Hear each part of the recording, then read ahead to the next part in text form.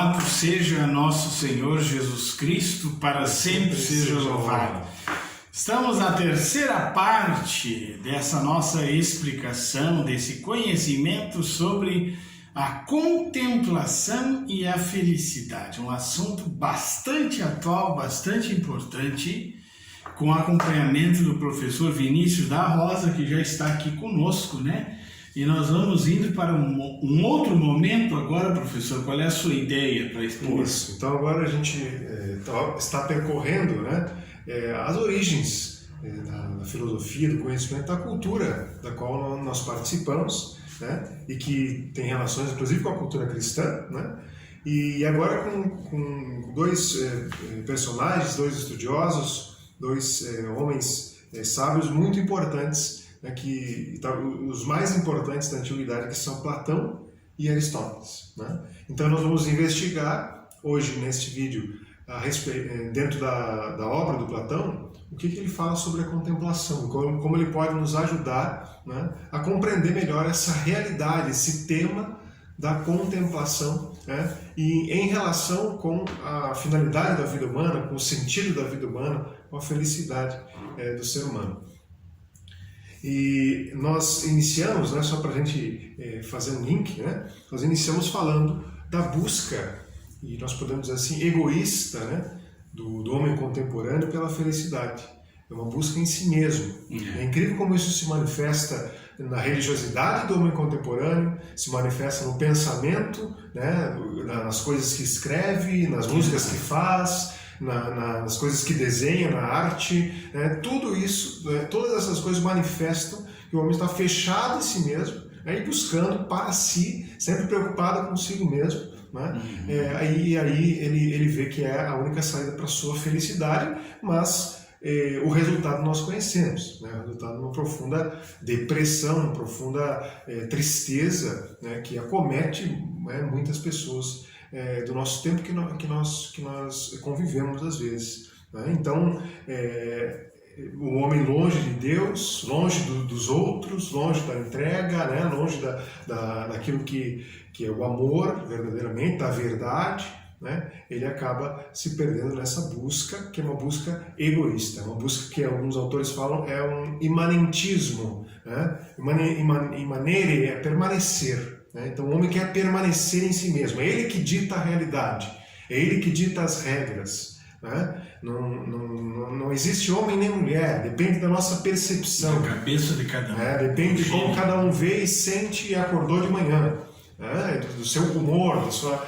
certo? Então essa é digamos, a fotografia, e nós queremos e procuramos aqui desde o início, né, dessas meditações, dessas reflexões, falar da contemplação como um antídoto a isso tudo, né? A contemplação como um olhar, um permanecer na verdade, certo? E aí a gente está trilhando esse caminho, queremos, claro, chegar à contemplação cristã, né? A contemplação que Nosso Senhor fala no Evangelho, que os santos viveram, e que nós vamos descrever com mais detalhadamente, né, nos próximos vídeos. Mas aqui, até para a gente possa entender depois, porque muitos cristãos, né, muitos católicos, padres, como o próprio Santo Agostinho, leram textos de Platão, ou Santo Agostinho, no caso, leu Plotino, né, que é um comentarista de Platão, e ele foi influenciado também por Platão, né, em alguns dos seus escritos, na forma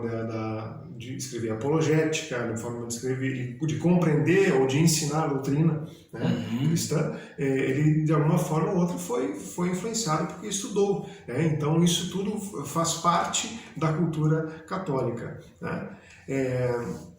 Então, para começar, Platão ele viveu antes de Cristo, após o Sócrates, né, que nós comentamos no último vídeo. Na verdade, Platão foi um aluno de Sócrates. Aluno de Sócrates. Platão tinha muito interesse por poesia, né, e havia já desde muito cedo escrito algumas poesias, e estava, contra alguns historiadores, estava entrando num concurso de teatro. Ia fazer uma peça, tinha escrito uma peça de teatro e iria entrar num concurso, né, com essa sua peça. E a caminho desse concurso, ele viu um homem que estava ensinando os seus discípulos, né, a respeito de alguns temas importantes sobre a virtude, sobre a ética, sobre a moral, sobre o ser humano, né, que era Sócrates.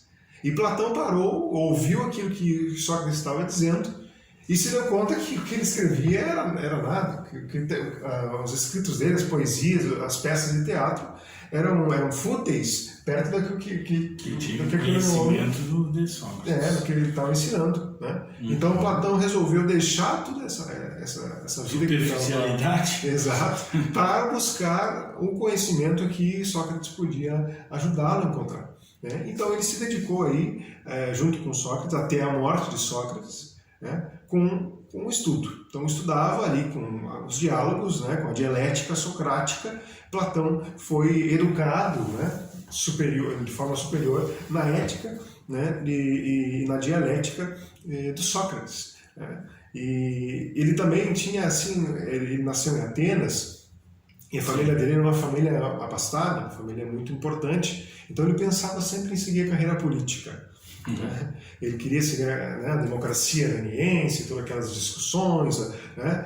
Então discussões populares e tal, e ele tinha muito interesse. Só que ele percebeu, né, que na política havia muita demagogia e falta de virtude. Não era só naquela época, né? Nem só na nossa época. Tá igual, Então existia isso, e que a cidade, né, como ele falava, a república, ela ia se degradando porque os costumes dos governantes, das pessoas, eram costumes degradados. Ele começou a perceber isso e que todos que se aproximavam da política tinham essa conduta, né, e ele percebeu que isso não era falta de sabedoria, era falta de virtude, né, e que não poderia seguir vivendo assim. Então, principalmente depois da morte de Sócrates, da forma que foi, da forma injusta, que ocorreu, ele acabou dizendo: eu não quero mais saber de política. E aí ele fundou a academia, a famosa Academia de Platão, né, que, se eu não estou enganado,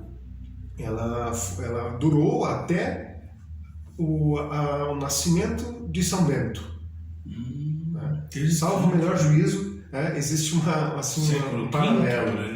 527, se eu não estou enganado, que é o nascimento de São Bento. A Academia de Platão durou até ali. Inclusive o Santo Agostinho, ele tem um livro que ele escreveu, o primeiro livro que ele escreveu, que é contra os acadêmicos. Porque os acadêmicos são os atuais, naquele tempo, os alunos da Academia de Platão. E dizem que o Platão, só uma curiosidade, ele tinha esse nome porque ele era muito largo dos omoplatas? Exatamente. Foi um professor dele que deu esse apelido, né? Pela largura do ombro. Do ombro dele, né? E o nome dele agora eu não me recordo. Mas ele ficou conhecido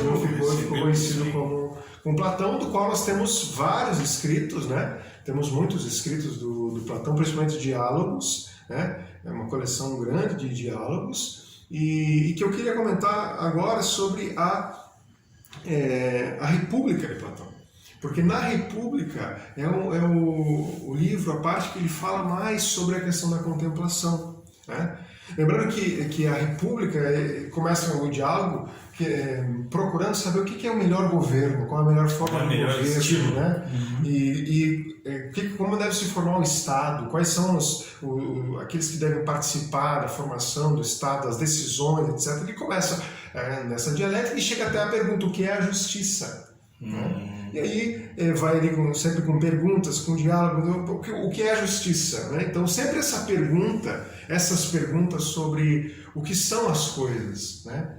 O que são as coisas? Isso faz parte, né, da vida do ser humano. O ser humano, né, quando a gente é criança, né, eu agora tenho um filhinho pequeno, com o tempo ele vai dar... Está treinando. Em loco. Daqui a pouco ele vai estar perguntando, né? Mas por quê? Mas o que é isso? Né? O que é? Uma vez um amigo meu disse que tinha um filho pequeno, acho que tinha 2 anos, 3, não sei. O filho parou e perguntou: o que é a alma? Né? Então,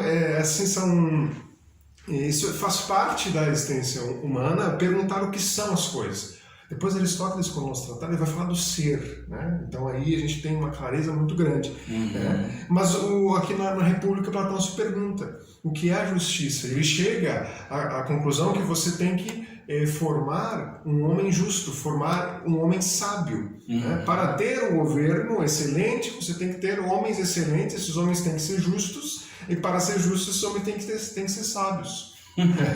Então, e aí, digamos que o grosso, né, o centro do livro da República é como que se dá a formação desse homem sábio. Para esse homem sábio. Que pode ser qualquer homem, né? Como que se dá a formação humana, né? Digamos que é um método de educacional, digamos assim. Né?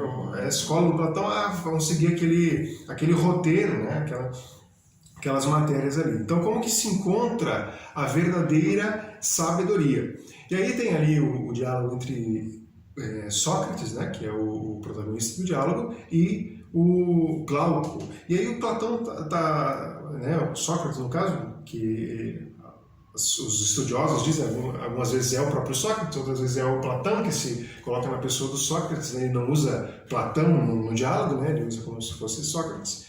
E ele fala, então, a respeito disso, a respeito da sabedoria, e comenta que aqueles que querem aprender, né, eles estão se preparando para serem homens sábios, querem aprender alguma coisa. Né? Eles estão se preparando para ser homens sábios. E o Glauco pergunta para ele, mas então a pessoa que gosta de um espetáculo e vai olhar um espetáculo e gosta de apreciar, de aprender algum espetáculo, também é um homem sábio, um filósofo, né? E aí o Platão responde, não é só a pessoa que quer aprender alguma coisa, né? É a pessoa, e ele diz assim, o filósofo, o homem sábio, são aqueles que gostam de contemplar a verdade. Então essa passagem que está no livro 5º da República é central e importantíssima para nós. Nós estamos perto do que Jesus Cristo quer de nós, né? Essa contemplação da verdade. Né? É verdade, sim.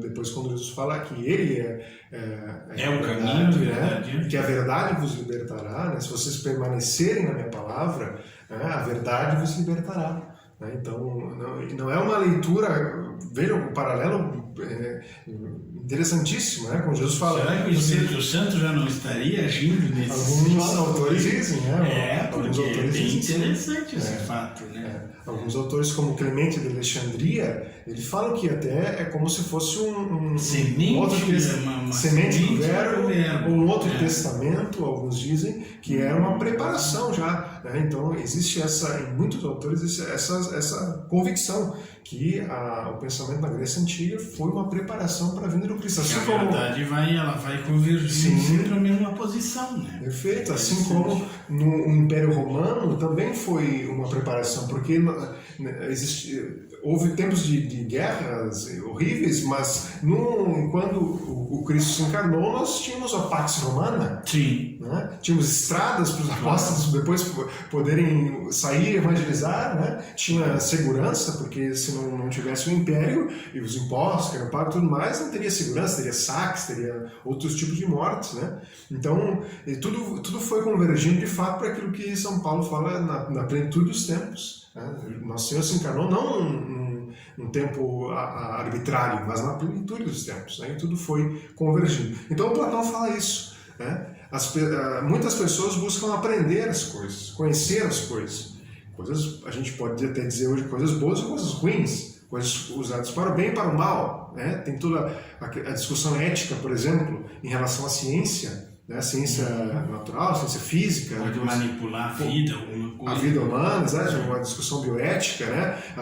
As próprias bombas aí, atômicas que nós tivemos, né? Então, Chernobyl, que agora, né, também está muito em voga, o pessoal discutindo sobre essa questão, interessantíssimo. Então, as pessoas podem conhecer. Mas o homem sábio, né? O homem sábio, que a gente pode até dizer aqui, o homem feliz, né? Porque o homem que tem sabedoria, ele descobriu o sentido da sua vida, a finalidade da sua vida, né? Então ele é feliz, ele não completamente nesse mundo, mas ele já saboreia dessa felicidade. Né, que é a origem e o destino, né? Ele sabe qual é a sua origem e qual é o seu destino. E para onde vai. Né? Então, Platão o homem sabe que gosta de contemplar a verdade.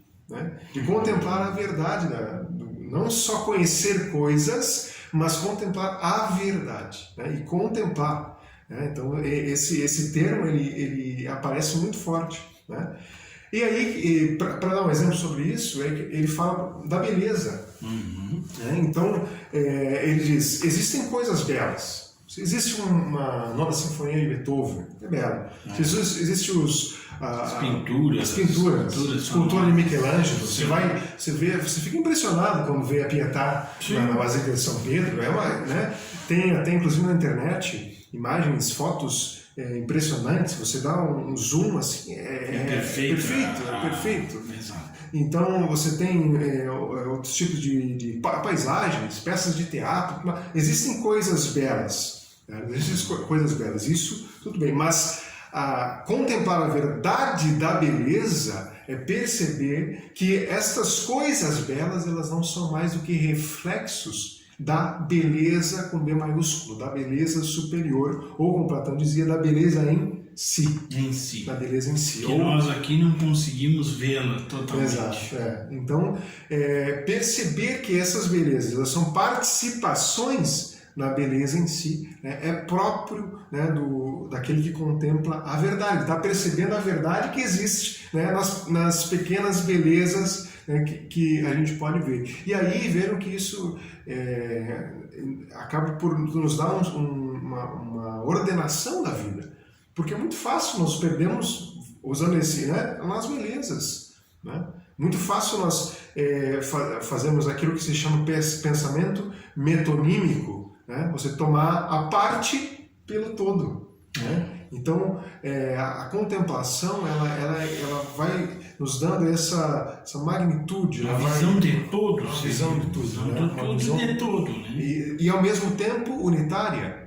Né? Ao mesmo tempo percebendo que se essa beleza, né, tem essa beleza aqui que é de uma pintura, tem essa beleza de uma escultura, tem essa beleza de um lago, né, de uma beleza natural, elas não estão desconexas num caos, né, mas elas formam uma unidade. Então, como que se forma, né, uma pessoa para perceber, para contemplar a verdade da beleza, por exemplo? Né? Como que se pode formar esse homem sábio? Qual o itinerário? Então, Platão, na República, no mesmo livro 5, ele dá um caminho. Não é uma receita de bolo, não é uma coisa, mas é um caminho de como você pode formar. E isso é muito interessante para nós. É algo que pode abrir os nossos horizontes. Né? Então, aqui eu anotei 5 dicas, vamos dizer assim, que o Platão ele coloca, e depois nós vamos ver qual foi o resultado disso tudo, né? Se teve algum êxito ou não. Né?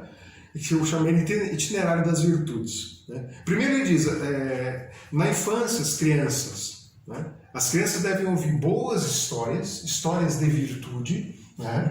Histórias de pessoas, de heróis, né? Histórias da Sagrada Escritura, claro, Platão não falava, mas hoje nós falamos, né? História das Sagradas Escrituras, né? Que tem ali todo um conteúdo da revelação, um conteúdo moral, um conteúdo espiritual, né? As crianças devem ouvir, e as pessoas que são experientes em educação dos filhos dizem que desde da primeira infância, né, se deve ler a Sagrada Escritura, se deve ler a vida dos santos. Hoje, graças a Deus, nós temos também até quadrinhos agora tem da vida dos santos. Pois é, né? muito interessante. Então, isso é desenhos animados.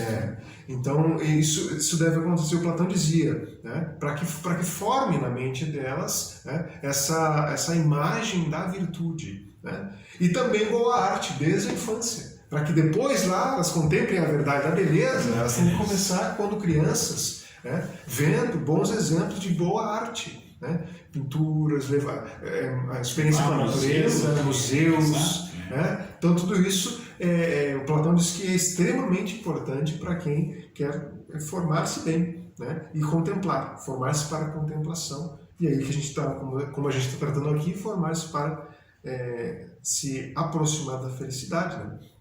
Depois ele fala dos jovens. Então ele diz que os jovens eles têm que ser formados na temperança quanto aos prazeres, né? Então a temperança no comer, a temperança no prazer sexual, principalmente esses dois, né? Depois o Aristóteles fala bem semelhante, né? Mas o Platão diz isso. Como é que o jovem vai buscar sabedoria se ele se entrega às suas paixões, a todos os prazeres e ele é intemperante, né? Ele não tem, ele não sabe, né, qual é o valor das coisas e aí ele acaba se perdendo nisso, né? Ele não consegue, porque a pessoa que é intemperante, ela não tem, dificilmente ela vai ter uma vida da inteligência, né? Porque a vida da inteligência ela exige abstração. E a pessoa que é intemperante, né, vamos dizer assim, usando um termo bem, sem freio, né, ela acaba vivendo só daquilo que é material, né, só daquilo que é palpável. É a questão da ascese, né, que se fala muito, especialmente hoje, que necessitamos de uma disciplina, de uma ascese para não nos perdermos, né? E hoje isso, realmente, em poucos lugares nós encontramos isso, né? Infelizmente, às vezes até na própria igreja, né? Em catequeses, né? Penitência, oração. Exato, e o ensino né, para os jovens a respeito disso, sabe? Porque você tem ideia, não, o que o jovem vai achar, né? Eu, graças a Deus, tenho a experiência de ter trabalhado com muitos jovens que viviam de forma intemperante, né? E a gente propor a busca da virtude da castidade, né? Propor a virgindade e os jovens abraçarem, porque, é claro, tem a ação da graça, né? A gente tem que crer nisso, que à medida que a gente anuncia essas coisas, a graça também age e Jesus fala no interior, né, de cada pessoa. Então, Platão dizia que isso é extremamente importante, né? E depois vem o serviço militar. Platão diz que você tem que propor, né, esses exercícios de coragem, né, de bravura, de patriotismo, e como ele diz, para o jovem de não temer a morte. Então, se ele tem que defender uma cidade, né, ele tem que defender essa cidade até que, se preciso for, dar a sua própria vida. Se custar a sua própria vida, ele não deve temer. Se ele temer, ele não vai ser um homem sábio. Ele não está pronto para buscar a sabedoria, né? Que é a virtude da fortaleza, né? A coragem diante dos desafios. A coragem, né, é a virtude da fortaleza, é manter a sua própria vida, né, aquele instinto que nós temos de manter a própria vida, né, mas claro, de não fugir diante Só um adendo, professor, essa questão hoje do jovem não sair mais da casa dos pais, né? Sim. E o serviço militar é interessante mesmo, ele é um divisor de águas da fase do adolescente para o adulto. Vai sofrer bastante, mas sofrimento bem aproveitado. No Brasil, por causa do regime militar, muitas pessoas elas têm preconceito. Uma certa aversão. Claro que tem exageros né, dentro do exército, mas tem virtudes muito boas que são cultivadas aí, né? Então é preciso medir isso, é preciso dar importância a isso também. E o Platão dizia, isso é um divisor de águas, né? Um divisor de águas. Se o jovem ele consegue, né, não fugir diante do perigo, né, ele também não vai fugir. Isso é um paralelo lá com Sócrates, né? Porque daí quiseram que o Sócrates se pervertesse, e ele disse não, eu tenho a minha conduta e eu sei que essa é a conduta correta, né? Então, diante da mentira, da verdade. E o paralelo a gente traz aqui para a questão da vida, da defesa da vida, né? Então, diante da defesa da vida, se o jovem não abre mão, né, das suas convicções na questão da defesa da verdade, ele também não vai abrir, né? E das exigências da verdade, porque à medida que você começa a contemplar e a ter um trato com a verdade, ela vai te exigir, né? E se você fugiu diante do perigo da vida, você vai fugir também das exigências da verdade. Então isso existe um paralelo muito grande. E aí, até aqui não tem nenhuma preparação de inteligência, e é aqui que começa. Então, a partir disso, da fortaleza, né, o Platão propõe todo o caminho de formação da inteligência. Então, eu sempre gosto de falar isso, o Platão dizia que o estudante de filosofia, que hoje tem muita, entrando numa questão educacional, tem muito assim, tem humanas, tem exatas, tem matemática, tudo separado. Platão dizia, a primeira coisa que o filósofo tem que fazer, se ele quiser ser filósofo, é estudar matemática. É estudar matemática. Claro que não é a matemática algébrica que nós temos hoje, né? Mas ele tem que estudar matemática, ele tem que compreender a essência dos números, etc., das proporções, né? Depois estudar geometria, depois estudar astronomia, né? Música, dialética. Tudo isso é preparação remota, digamos, da inteligência. E lá pelos 30 anos, né, se Platão dizia, se um jovem percorrer, né, se uma pessoa percorrer esse caminho, certo? Ele vai estar apto, então, a entrar, né, na vida contemplativa, né, na vida da sabedoria. Né? Então, toda uma preparação muito parecida, aquilo que o senhor falou, com a ascese cristã. Né? Com a ascese cristã. Se nós pensarmos um professor católico na universidade, ele tem que fazer isto. Né? Tem que ser um homem de virtude, tem que ser um homem que preparou a sua inteligência. Né? Um padre, ele tem que ser um homem que estuda, conhece filosofia, conhece teologia, lê a Sagrada Escritura e é um homem de virtude, de oração, né? De ascese. Exatamente. Um seminarista quanto a moderação também é importante, o que você falou antes da moderação. Sim. Que hoje as coisas não... Eu vejo muito a ansiedade, estou fazendo um link. Sim. Esse problema da ansiedade, hoje as pessoas extremamente ansiosas, porque a contemplação é um remédio contra a ansiedade. Com certeza. Conhecimento do... Né? Até as pessoas, em vez de aproveitarem a contemplação dentro da Igreja Católica, vão para o budismo, por exemplo, as religiões orientais. E nós temos isso aqui em toda a amplitude, né? Sim. A espiritualidade carmelita, toda ela se volta a isso, né? Claro. Então eu vejo essa moderação aí muito importante, porque o nível de ansiedade que nós temos nos leva ao imediatismo ao individualismo. Sim. Que é justamente esse caminho, vamos dizer, de perversão, entre aspas, que as pessoas estão vivendo, né? E do fechamento, voltamos do fechamento em si mesmo, voltamos onde começamos, né? O fechamento em si mesmo. Essas religiões orientais, se nós ver, elas são religiões egoístas. Você procura o nirvana, você procura em você mesmo. Né? E aqui, o que o próprio Platão está colocando, a filosofia grega está colocando naquilo que é mais importante dela e que, sobretudo, depois a geração de cristãos sábios, né? Que nós vamos tratar aqui, né? Mas que eles ressaltaram é justamente isso, né? A contemplação, ela sair de si mesmo, não para perder a sua subjetividade, né? Mas para encontrar o que é o ser humano, qual é a sua verdadeira finalidade, qual é o objetivo da vida humana, né? Que é, claro, o próprio Deus, né? Está com ele. Né? E também, né, professor, a pessoa que vive esse estilo de vida dificilmente vai ser manipulada, ela não vai ser uma massa de manobra.